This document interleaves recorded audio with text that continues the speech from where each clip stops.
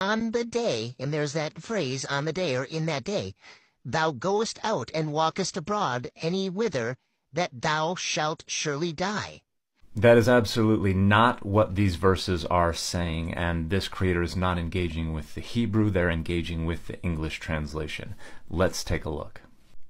So verse 37 is where this argument starts, but I want you to note that there are actually two sets of paranormastic infinitives here, and the temporal phrase applies to the first, and in this English translation that is accurately communicated.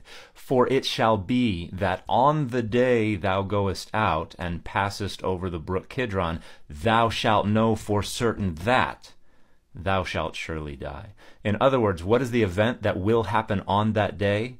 Thou shalt know for certain. Yadoa teda. You will know, you will certainly know that something.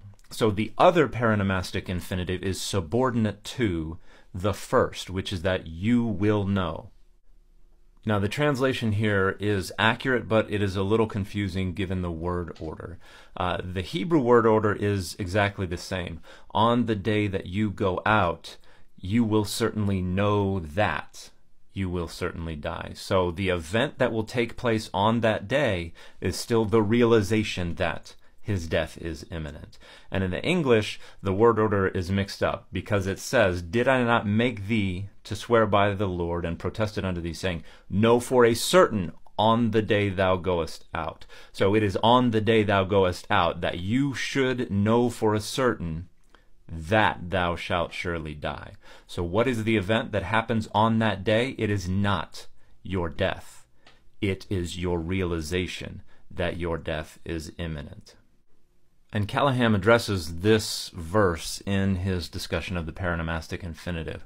Within Solomon's injunction to Shemaiah reside two paranormastic infinitive constructions. While the first employs the verb yada followed by the particle ki, this is imperative rather than epistemic assumptive modality because Solomon commands Shimei to know something. What will happen on that day? You better know that you're going to die. So this creator is not actually engaging carefully with the Hebrew text. They're glossing over stuff because they have a dogmatic goal. Their goal is not to better understand these texts. And so the argument that mot tamut, this paranormastic infinitive, has the rhetorical force of the issuance of a death penalty just absolutely falls to pieces.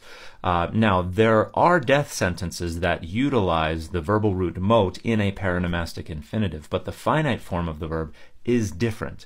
In Genesis 2:17, we have God communicating this paranormastic infinitive using a second-person call prefix form of the verb mot. In Leviticus and elsewhere, where we have humans imposing the death penalty, it uses a third-person hofal prefix form. And so the idea is he will surely be put to death. That's how the actual death sentence works. But that's still not just saying he will enter into a period where his death is imminent. It just means he will be put to death. Or Exodus chapter 33, verse 20, where God warns Moses, saying, and he said, thou canst not see my face, for there shall no man see me and live. This is a theme that's throughout the entirety of the Bible, where this concept occurs of people being fearful of seeing the face of God, thinking that it's a death sentence, because it goes back to the Garden of Eden, when Adam and Eve were cast out of the presence of God, because coming in the presence of God in a state of sin means the carrying out of the original death sentence. That's why no man can see God and live. So now we're getting into more theologically oriented discussions that are going to be presupposing univocality and departing from a data-driven approach to these texts and what their authors were trying to communicate. However, if you would like to see a data-driven approach to where this prohibition on seeing God and the deadliness of seeing God, I discuss this in some detail in my book, Adonai's Divine Images, A Cognitive Approach, which was published last year and is open access and freely available online. You can look in my link tree for a link to that if you would like to see how critical scholars engage these data. But then we get into the idea of substitutionary atonement. And herewith, this video abandons any and all relevance to my actual claims.